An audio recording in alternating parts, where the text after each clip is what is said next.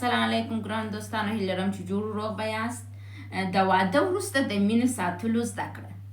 موږ ټول انسانان دا سوال په ذهن کې راته پیدا کیږي، هغه انسانانو چې مینه کړي، هغه انسانان چې په مینه یې واده کړي. وایي موږ ډېره ښه مینه درلودل، خو کله چې مو واده وکړي مینه خلاصه سول. په مینې د واده بعده څه کیږي؟ ولې هغه مینه چې موږ د واده در مخه یو بل ته لرو د واده وروسته هغه مینه نه وي؟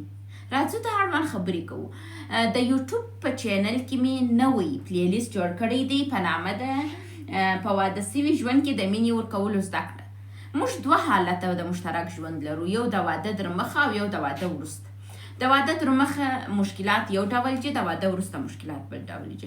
اوس راځو پر دا باندې خبرې کوو چې د واده بعده په د مینې څه کیږي او د واده بعده باید د مینې سره څه وکړو چې هغه وساتو. تاسو باید مخکې له دې چې د واده وروسته د مینې پر ساتلو باندې بحث وکړئ، اول باید دا زده کړئ چې په مینه کې د ژبې معرفت زده کړئ چې په مینه د مینې ژبه یعنې څه. هر شی یو ژبه لري، انسان هم یو ژبه لري چې باید د انسان مطالعه سي.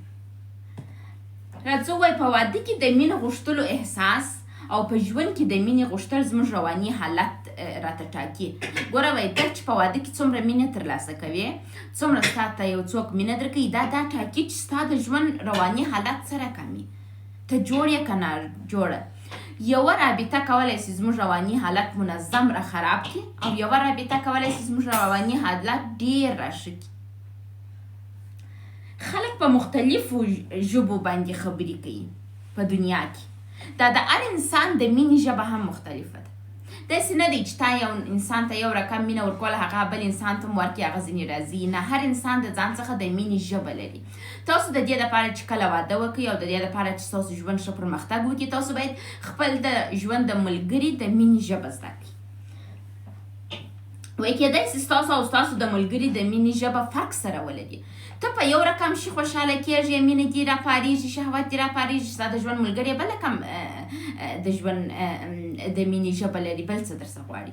تاسو باید یو بل وپېژنئ، هڅه وکړئ یو د بل د مینې ژبه زده کړئ چې دغه نفر په څه شي باندې ډېر د مینې احساس کوي.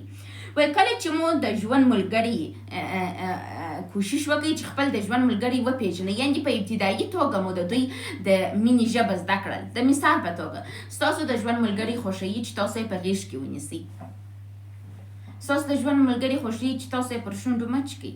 نو تاسو باید دا زده کړئ چې ستاسو د ژوند ملګری څه شي غواړي.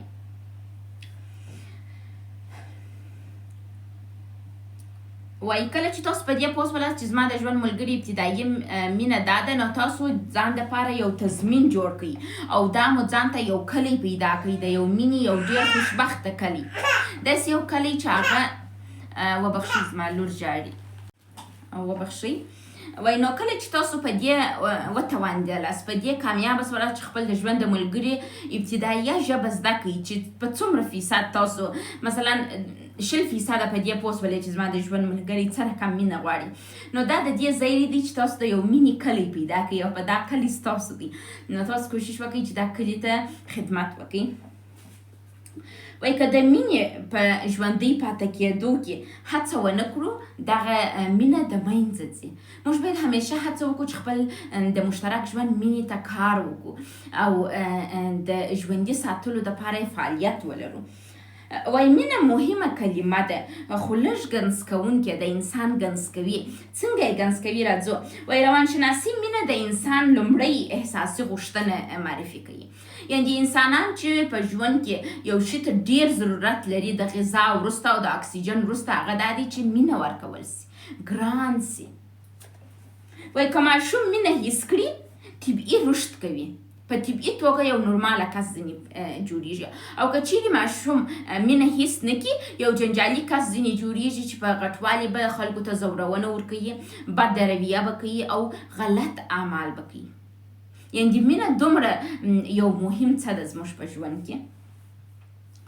وایي کله چې ماشوم په کوچنیوالي ښه مینه احساس نه کړي، په غټوالي کې په غلطو طریقو په مینو پسې ګرځي او خپل ځان یو غلط شخص به ټولنې ته معرفي کوي.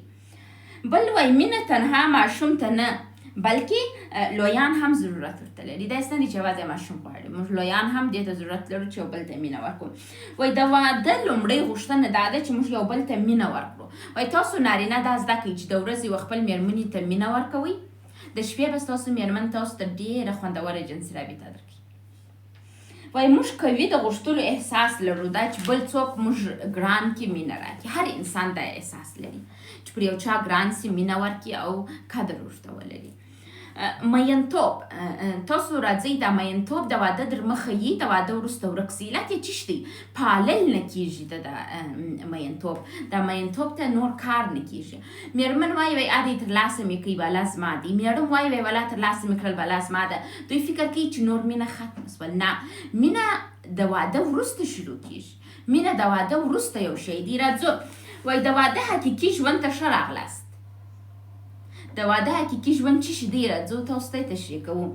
وایي د مینې جریان کې مطالعه کول سخت کار دی. وایي کله چې یو هلک مینې یا یو نجلۍ مینه یا یو بل ته واده نه وي سوی، نه یې ورسېدلی، وایي دوی حتی نسي کولی مطالعه وکړي، نسي کولی درس ووایي. دا فکر یې دومره د مقابل طرف خواته وي. خو کله چې دوی واده وکړي بیا ولې یو بل وغورځوي او یو بل ته هغه مینه نه ورکوي؟ دوی به لا ډاډه سي وایي زه ترلاسه مې کوي. نه، دا غلط کار دی په مینه کې. وایي موږ انسانان ذاتاً خودخواه یو. هر انسان ځان کې خودخواهي لري. وایي زه بهتر یم. نو موږ په مینه کې هم دا احساس پیدا کوو. وایي کله چې د مینې جذبه ختمه سوه، یعنې دا د مینې جذبه چې ده چې موږ یو بل پیدا کړو، ډېره د مینه جذبه یې هغه انسانان چې ډېره مینه سره لري، چې واده وکړي 2 کاله د واده وروسته یې دا د مینې جذبه موجوده وي، 2 کاله بعد د مینې جذبه د منځه ځي. نور حقیقي دنیا ته موږ راځو. وایي موږ حقیقي ژوند ته چې راللو او د خپل ځان حمایت شروع کوو. دغه موضوع د انسانانو د خودخواهي خاصیت دی په ټولنه کې. انسان خودخواه دی. هغه وایي زه دې یم. کله چې موږ مینه کوو 2 کاله کولی سو د مینه ښه په جذبه کې منځته بوځو. 2 کاله بعد موږ د خپل ځان حمایت شروع کوو چې ولا تا داسې وکړل، زما سره دې داسې وکړل. دغه یو خبره ده چې زموږ مینه د منځه ځي. نو موږ باید راځو د دې سره مبارزه وکړو چې موږ د ځان د غوښتلو پر ځای خپل د مشترک ژوند ملګری هم وغواړو. داسې موږ کولی سو مینه وساتو او مینې ته کار وکړو. د مینې جذبې ته یو قوي موقتي احساس وایي. وایي آګاه او عاقلانه مینه څه ده؟ مینه باید هم په آګاه توګه وي، یعنې موږ ښه باخبره کس واوسېږو. نو او عاقلانه مینه څه ده؟ راځئ موږ یې تعریفه کوو. وایي داسې مینه ده چې عقل او احساس متحد وي. تاسو وایي په مینه کې کوشش وکړئ چې خپل د عقل او د زړه د احساساتو څخه کار واخلي، دا سره متحد کړئ.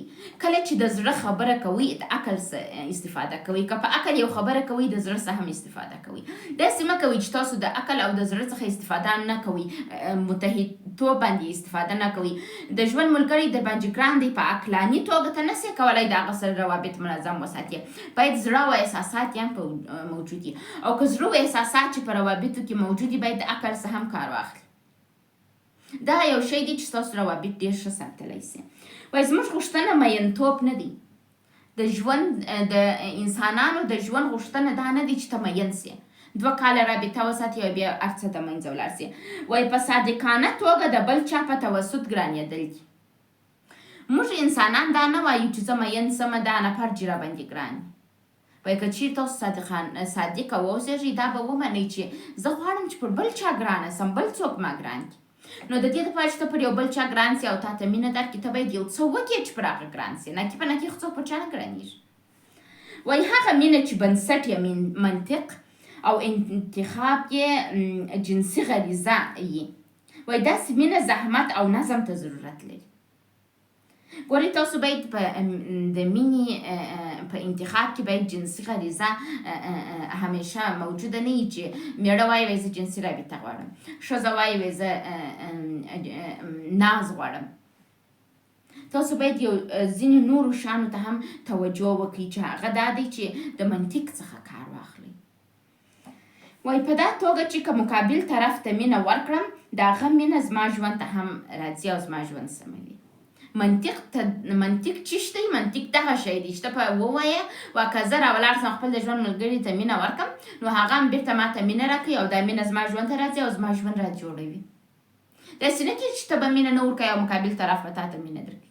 د دواړو طرف څخه باید مینه موجوده وي.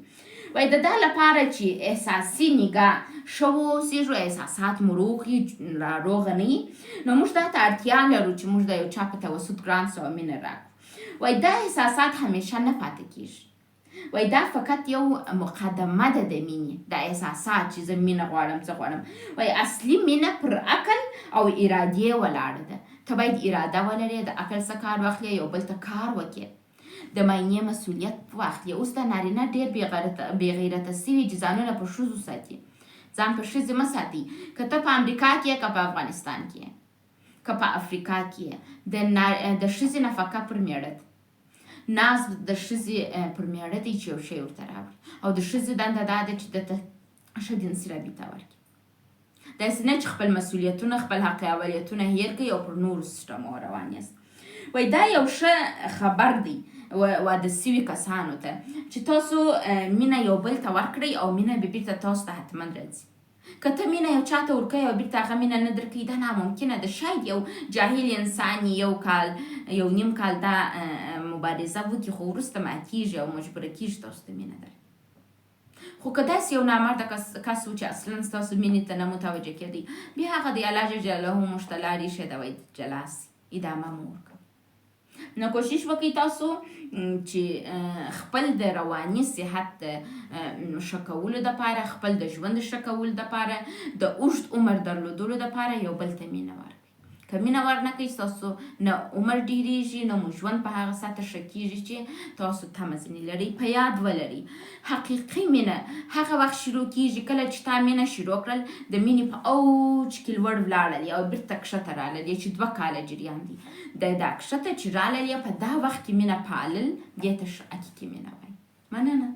خدای په امان.